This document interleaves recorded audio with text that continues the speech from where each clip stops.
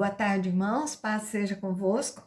Vamos à nossa, eu creio que seja a penúltima aula nossa, a 18ª aula do nosso estudo do livro do Apocalipse. Então, espero que você esteja aqui, até aqui, né, nos acompanhando.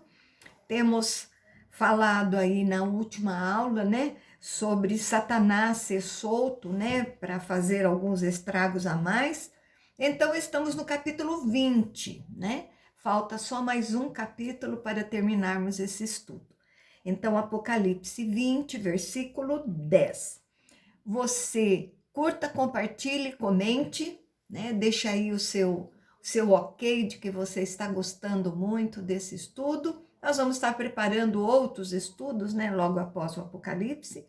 E então que você esteja conosco terminando, né?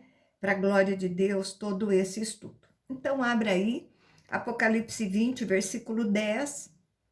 O diabo, o sedutor deles, já foi lançado para dentro do lago de fogo e enxofre, onde já se encontraram não só a besta, como também o falso profeta. Serão atormentados de dia e de noite, pelos séculos dos séculos. Então, lago de fogo e enxofre é sinônimo de inferno. Então, os pré-milenistas, eles acreditam que temos uma punição progressiva. Tivemos uma punição aos profetas da besta, aos profetas, os da besta, e só depois a punição do diabo. Então, para os amilenistas, é uma coisa só, apesar da narrativa ser diferenciada, ter assim essa sequência. Então, tudo que faz parte da mesma sequência e que é o retorno de Cristo e a vitória completa para todos. Então, pela visão número 2, tanto a besta como o falso profeta e o diabo, a trindade satânica, eles agem em conjunto no final dos tempos. E então são derrotados também em conjunto. Então não existe previsão para o aniquilacionismo. A doutrina é errada, né? Onde o diabo, o falso profeta e os ímpios serão aniquilados, exterminados, totalmente destruídos. Para eles o inferno seria isso, né? Mas a Bíblia não cita destruição deles, mas uma derrota com a punição eterna, atormentados pela eternidade. Estarão vivos e receberão esta punição a eternidade toda, né? Não terá fim mais. Eles ficarão ali no sofrimento. Agora vamos falar sobre o juízo de Deus. Então, capítulo 20, verso 11. Vi um grande trono branco, e aquele que nele se assenta, de cuja presença fugiram a terra e o céu, e não se achou lugar para eles. Então, o trono branco está falando aqui do trono de Deus, a cena do juízo final. O trono branco é associado com Deus, Cristo participando, pois veio para julgar, né? Fugiram, é o sistema antigo, o sistema mundano, não tem mais lugar. Então chegou o momento de todo esse sistema ser eliminado. Então, substituído por outro sistema. Não vai ser destruído, vai ser substituído. Deus não vai pegar essa terra que ele criou e jogar no lixo. Então haverá uma transformação. É um novo céu e uma nova terra. Trabalha aqui a finalização dos planos de Deus e vai nos mostrar que Deus vai fazer uma modificação. A natureza toda a terra sofreu por causa do pecado. Então ela terá que ser restaurada pelo Senhor para que a nova realidade possa ser vivida, onde somente os salvos viverão juntamente com Deus, e os ímpios, Satanás, a besta, o falso profeta, condenados no inferno. Então, acabou esse presente tempo que nós vivemos, né? Então, ali vai haver somente um novo céu, uma nova terra restaurada. Deus não vai eliminar tudo e fazer uma nova terra. Não, ele já fez, né? Ela foi corrompida por causa do pecado. Então, agora, o pecado sendo tirado, Deus restaura com o novo céu e a nova terra. Verso 12: vi também os mortos, os grandes e os pequenos, postos em pé diante do trono. Então se abriram livros, ainda outro livro, o livro da vida foi aberto, e os mortos foram julgados, segundo as suas obras, conforme o que se achava escrito nos livros. Mortos, para a primeira interpretação, os pré-milenistas, são somente os ímpios, julgados aqui, julgados aqui. Agora, na segunda interpretação, os amilenistas, teremos o julgamento geral, o julgamento público, todos comparecendo perante o trono de Deus. Livros é uma linguagem poética, uma linguagem figurada, indica que tudo aquilo que aconteceu está registrado. Deus tem nota de todos os acontecimentos. O livro da vida, para a segunda interpretação, os amilenistas indica que ali, naquele lugar, estão os salvos também. Mas serão diferenciados dos ímpios. E para a primeira interpretação, os pré-milenistas, essa menção do livro da vida é só para mostrar que os ímpios não estão registrados ali, né? Então, eles não são salvos. Então, a menção do livro da vida traz a ideia de que esses livros com as obras não vão salvar ninguém. Obras não salvam, mas vão só condenar. O que salva é a salvação dada pelo Senhor Jesus, pela graça, e aí temos uma ligação com o livro da vida. Só quem tem o nome no livro da vida é que está salvo. Então, não dá para ser salvo segundo as obras. As suas obras os condenam de fato. Os que têm o nome no livro da vida já foram justificados pela morte de Cristo. Verso 13: deu o mar os mortos que nele estavam. A morte e o além entregaram os mortos que nelas havia, e foram julgados um por um, segundo as suas obras.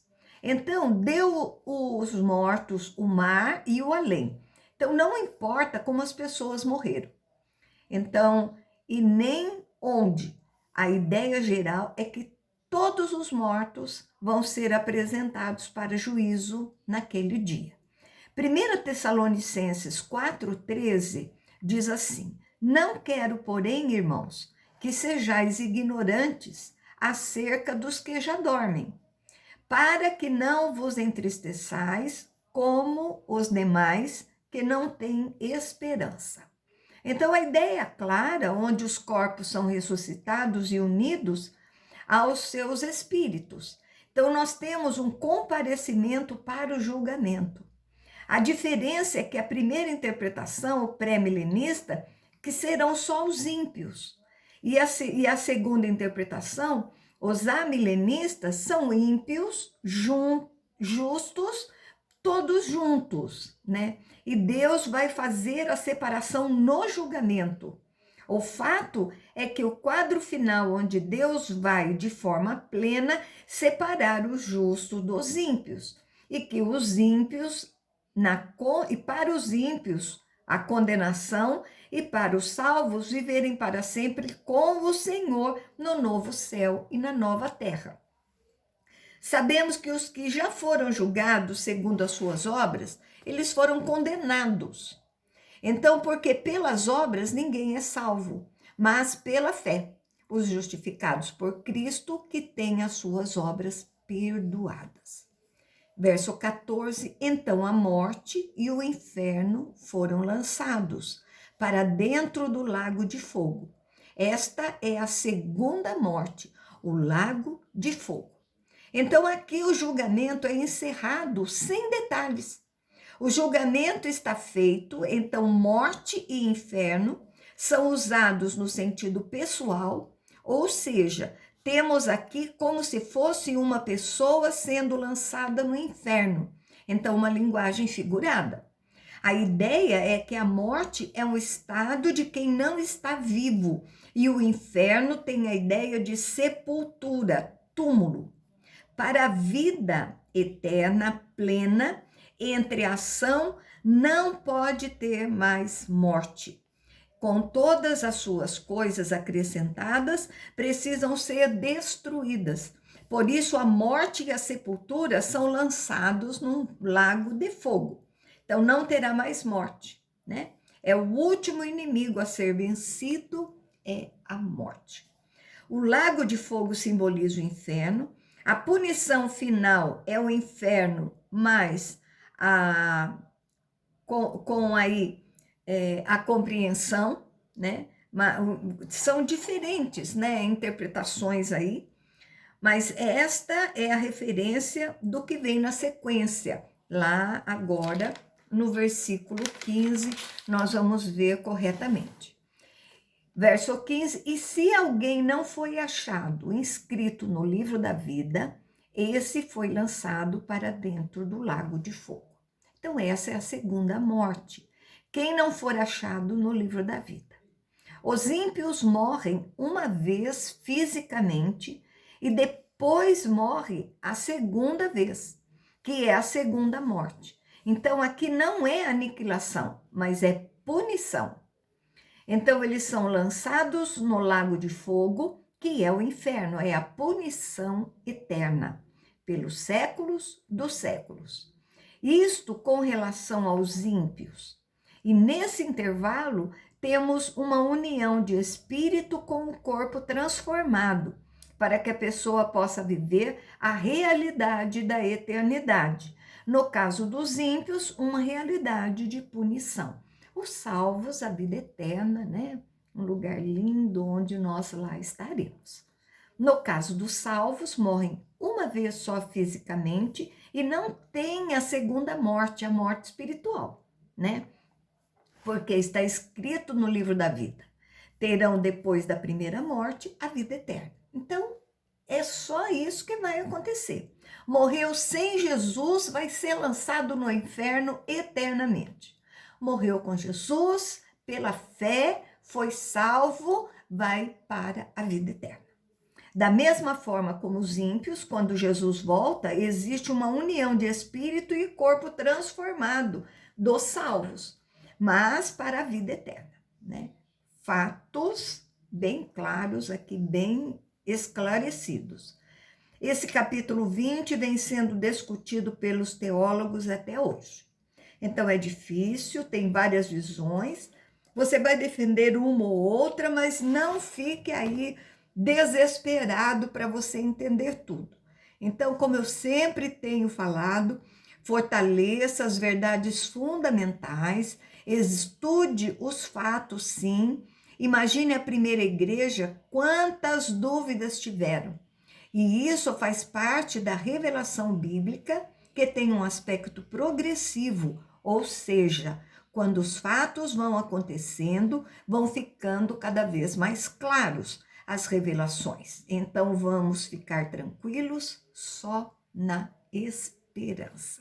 Sabemos que Deus está no controle, o diabo será derrotado, todo esse sistema mundano será destruído pelo Senhor. Então eu te convido para o próximo capítulo, onde João vai narrar a nova realidade, um novo céu, uma nova terra, um dos capítulos assim mais lindos do Apocalipse. Então, se prepare que temos aí o próximo capítulo tremendo para o nosso entendimento. Então, nós falamos aqui na aula passada os 1000 anos, né? A primeira ressurreição, Satanás solto e derrotado e o juízo de Deus. Existem coisas na palavra de Deus que não são simples de aprender e de entender também. Então, Pedro fala sobre os escritos do apóstolo Paulo, que existiam coisas difíceis de entender. E a nossa jornada de conhecimento e estudo não termina aqui. Você vai poder rever esses estudos todos que nós fizemos, perceber que à medida que você vai crescendo, estudando mais, né, o seu crescimento também vai aumentando. Estude sempre a palavra de Deus. Olha, todas essas aulas, elas estão ali salvas, né, no YouTube, no canal da Nona Igreja do Evangelho Quadrangular de Tatuí. Elas estão no Facebook também, no canal da Nona Igreja, né? E no meu, pastora Gilmara Renault. Então, você pode ali abrir e você vai assistir quando quiser, na hora que quiser, mas não deixe de assistir, tá bom? Agora vamos falar do novo céu e da nova terra. Capítulo 21, verso 1. Vi novo céu e nova terra, pois o primeiro céu e a primeira terra passaram, e o mar já não existe. Então, até o capítulo 20, nós temos resoluções e juízos que Deus quis tratar no mundo. Ou seja, a derrota da Babilônia, do anticristo, os profetas da besta, da própria morte, dos ímpios, tudo que precisava ser derrotado foi derrotado. Agora nós temos uma nova janela para como será o nosso novo mundo. Pessoas se confundem aqui. Será que Deus jogou fora tudo que era antigo? Ou será que ele fez uma transformação do que era antigo e transformou em algo novo? A segunda opção é a melhor, porque Deus transforma o antigo em algo novo, porque a palavra de Deus diz que a natureza sofreu também com o pecado. No entanto, nós temos descrições em que a natureza seria também transformada, aguardava também essa renovação. Então, o novo céu e nova terra é a nova realidade transformada, tanto da natureza, do mundo físico, quanto da parte espiritual. Então, ela guarda uma conexão com a gente também. Nós temos um corpo e a natureza também é física. Então, a Bíblia diz que teremos nosso corpo transformado no final. Então, para viver a eternidade. E a natureza também será transformada para receber os servos de Deus e essa eternidade, que não haverá mais essa separação entre físico e espiritual. Então, é uma transformação, não é um término, contudo, uma destruição. Por isso, ele cita novo céu e nova terra. É uma nova realidade vivida para os servos de Deus com o Senhor. Primeiro céu e primeira terra está se referindo às coisas antigas, à realidade antiga, conhecida. E isso passou. Cumpriu-se então esse plano, essa etapa, e o plano de Deus. E abriu-se uma janela para a nova etapa que Deus planejou para que ocorresse quando cita mar. Temos duas possibilidades. Alguns pensam que João está falando do mar de forma simbólica, porque em Apocalipse temos a besta principal que emerge do mar. Então nós temos um simbolismo do mar com aquilo que não é de Deus, turbulência, coisas ruins que o mar simboliza. Então é possível que João esteja falando, usando um simbolismo para mostrar que tudo relacionado ao antigo sistema não existe mais. Então a besta que emerge do mar não existe mais. As convulsões sociais, aqueles povos se levantando contra o Senhor, contra seu ungido, contra os servos de Deus, não existem mais.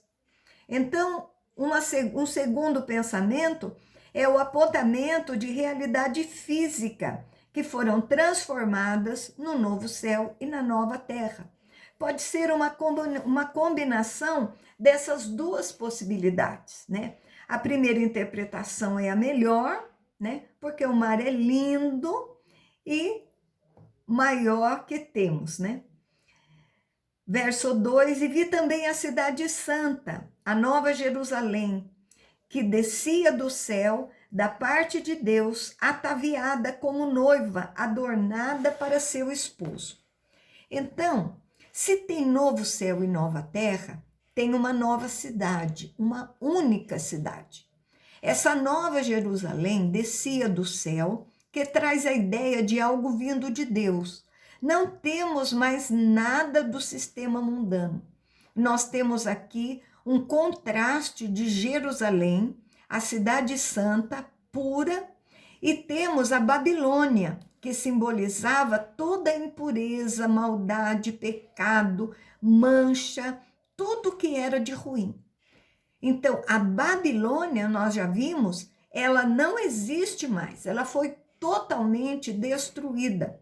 Só tem espaço agora para a cidade do Senhor, para as coisas de Deus e para os servos de Deus, tudo vindo da parte de Deus. A ataviada é enfeitada. A noiva, né, é para a igreja do Senhor, cujo esposo é Jesus. Temos dois significados para a Nova Jerusalém. Primeiro, a morada dos santos com Deus, a realidade pura, santa, e não tem mais a Babilônia. A união de céu juntamente com a terra, só que agora transformada. E segundo, temos um simbolismo de Jerusalém. Representa o próprio povo de Deus, que é a igreja, representada como noiva, preparada para as bodas, que João já descreveu na festa do casamento. Então, Deus preparou algo incrível e nós enxergamos agora como santos, como a sua igreja, a sua noiva, cidade de pessoas santas. Então, a igreja são pessoas também. Então, nesse simbolismo, os servos do Senhor. Verso 3: então ouvi grande voz vinda do trono, dizendo: eis o tabernáculo de Deus com os homens. Deus habitará com eles. Eles serão povos de Deus e Deus mesmo estará com eles. Então, a voz do trono pode ser a voz de Deus ou um ser vivente, né? Que é o mais provável. O tabernáculo traz a ligação com o Antigo Testamento. Lá no Antigo Testamento indicava a presença de Deus no meio do seu povo, a Arca da Aliança. Então agora é diferente, agora é plena, né? Habitar é morar. Nós temos então a comunhão totalmente plena com o Senhor, sem qualquer impedimento, porque toda a vontade do Senhor agora se cumpriu. Então, quando diz habitará Deus, fica claro que o povo vai desfrutar do mais alto grau de bênção, vivendo na presença plena do Altíssimo. Povos, por causa da diversidade, o Apocalipse fala da visão que virão povos de todas as nações, línguas e tribos. Então, não existe preconceito. Vai salvar judeus, brasileiros, asiáticos, italianos, todos, salvos de todas as nações. Nós temos aqui uma promessa muito linda da presença de Deus viva no meio da diversidade de pessoas. União perfeita com o Senhor. Como vai ser detalhadamente? Como vai ser essa vida? O que vamos fazer? Não sabemos. Não conseguimos explicar. A Bíblia não traz esse detalhamento. Paulo diz que nem olhos viram, nem ouvidos ouviram o que Deus tem preparado para nós. Olha que coisa mais magnífica.